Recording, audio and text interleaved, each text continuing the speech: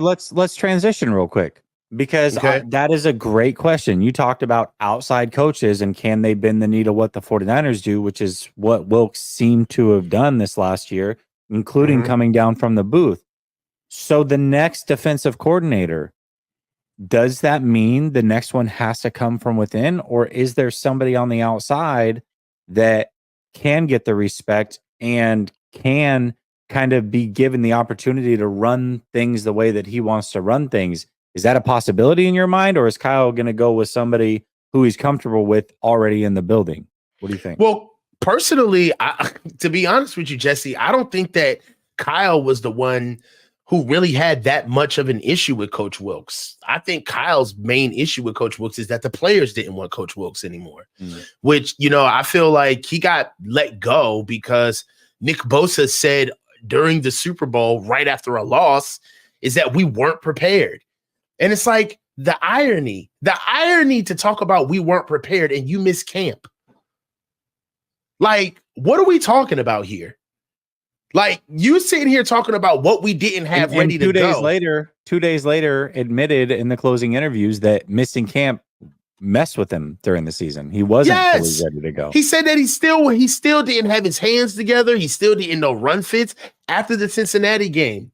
Nick Bosa admitted, like I still really need to get my stuff together with like the run fits and understanding how to get things. Like he said that, but like in the biggest moment where there's like the ground is fertile as far as like blame is concerned, like he planted that seed. He was like, we weren't prepared. And he was dead ass about what he was trying to say. So it's like, for me, I just felt like the irony was just kind of funny. Like, it's like, you can talk about us not being prepared, but like, my man, you missed camp. And all throughout the season, you were talking about how you were still trying to get your legs up under you. Like Eric Armstead missed an extended period of time throughout the entire season. Nobody's talking about that. Like, we started the season through camp. We lost over 7 guys on defense. I wish I still had that list in front of me. But we lost over 7 guys on defense. Real contributors from Jordan Willis, Hassan Ridgeway, Jimmy Ward, Azeez Al-Shaair. Like, we lost guys. Samson Ebukam, Charles Omenihu. We lost guys, And with this defense, then let's be real. Isaiah Oliver did not work. All right. It didn't work. All right. And I just feel like for what he did to have the numbers come out of that defense and still make it to the Super Bowl, and then for all of that to still perform the way they did in the Super Bowl, it was enough. I feel like Coach Wilkes was a little bit of a sacrificial lamb because the guys just didn't want him there. And he wasn't a fit. I don't want to say it was personal. I don't think that anybody didn't like Coach Wilkes. I just felt like it wasn't their cup of tea. However, that's why I feel like it's going to be an inside hire. The names that were thrown around, like maybe Brandon Staley would come in because he left with so much shame. Like maybe he would be a guy, but the 3 big names that I feel like could come in would be Bill Belichick, Mike Vrabel, and Pete Carroll. Now, all 3 of those guys, I mean, I've never seen Ken Norton without Pete Carroll. I never even seen it. Like, so it's like, what are we going to do with our pre-existing staff, right? Are we going to keep Coach Kaczmarek, which he makes the money. He's not going anywhere. So I do believe that it's going to be an inside hire. It's probably either going to be the DB's coach or the pass game coordinator, Nick Sorensen, or what's the other kid's name? Daniel Bullocks. Bullocks. Yeah. So it's either going to be Sorensen or Bullocks. Or there's a X factor. Coach Lynn's kid. He's the DC over at USC now. He was the DC at UCLA. So he's a dark horse, but I think they're going to stay internal because just because of so much turmoil that was throughout the season on the defense. And then, honestly speaking, I just think that is so rich, man. Like, again, Kyle gets away with the bag. We found a way to talk about not only Wilkes being fired, not only the timeout that Kyle had to call because of the defense, but we still get to go back and chronologically look at all the times the defense let us down. And it's like the offense shit the bed and nobody's talking about it. Like nobody's talking about how we had the leading rusher in the NFL and he only got the ball 22 times for 80 yards. Like nobody's even talking about how we went three drives in a row for -2 yards in the third quarter. But like we can nitpick like the defense. I don't even want to say Wilkes. Wilkes is gone. Like, but we can nitpick. This is a defensively led football team. I'm tired of faking about it. I mean, I understand that the quarterback and Brock Purdy and everything gets like everybody gets, they're just due as far as like screen time. But even when things are going bad, the fans, we all look at the defense. Kyle fired the defensive coordinator. Like we all look at the defense when we lose. And no matter how bad of a blunder the offense does, no matter how many rotten eggs we see from the offense, they get culpable deniability, bro. Like, it's just inbred for nobody even bring up the offense. That the defense got 2 turnovers on Patrick Mahomes. We don't even talk about that's not even being brought up. A fumble and a pick. Kyle was nowhere to be found. Gone. So it's like, for me, it's like, dude, if this is a defensively led team, we're going to get a D lineman in the first round because we need one.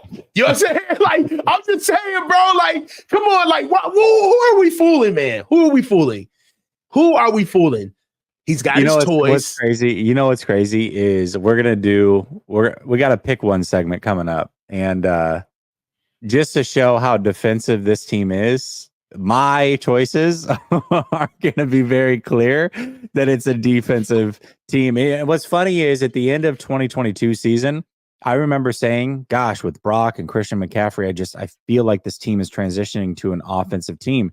And at times this year really did feel that way.